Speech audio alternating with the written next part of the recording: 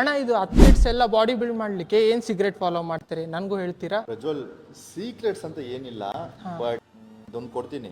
Thank you ಅಣ್ಣ.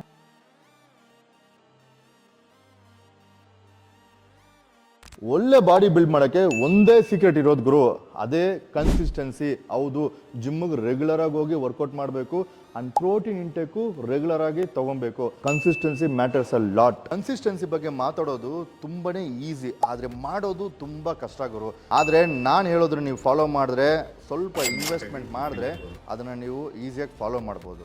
Example, ನಿಮ್ಮ ಮನೆ ಹತ್ರ ಇರೋ ಜಿಮ್ಗೆ ಇನ್ವೆಸ್ಟ್ಮೆಂಟ್ ಮಾಡಿದ್ರೆ ಹೋಗೋಕೆ ತುಂಬಾ ಈಸಿ ಆಗುತ್ತೆ. ಅದರಿಂದ ನೀವು ಸ್ವಲ್ಪ ಕರೆಕ್ಟಾಗಿ ಹೋಗ್ತೀರಾ. ಹಾಗೆ ಒಂದು ಒಳ್ಳೆ ವೇ ಪ್ರೋಟೀನ್ಗೆ ಇನ್ವೆಸ್ಟ್ಮೆಂಟ್ ಮಾಡಿ, ಯಾಕಂದ್ರೆ ನಿಮ್ಮ ಡೈಲಿ ಪ್ರೋಟೀನ್ ಗೋಲು ಅಚೀವ್ ಆಗುತ್ತೆ. ಅದಕ್ಕೆ ಕನ್ಸಿಸ್ಟೆನ್ಸಿಯಾಗಿ ಈ ಪ್ರೋಟೀನ್ ಹೆಲ್ಪ್ ಆಗುತ್ತೆ. ಆದರೆ ಒಂದು ವಿಷಯ ನೀವು ನೆನಪಲ್ಲಿ ಇಟ್ಕೊಬೇಕು, ಮಾರ್ಕೆಟಲ್ಲಿ 10 ಥರ ಪ್ರೋಟೀನ್ ಬ್ರ್ಯಾಂಡ್ಸ್ ಇರುತ್ತೆ, ಅದರಲ್ಲಿ 7 ಪ್ರೋಟೀನ್ ಬ್ರ್ಯಾಂಡ್ಸು ಫೇಕೆ.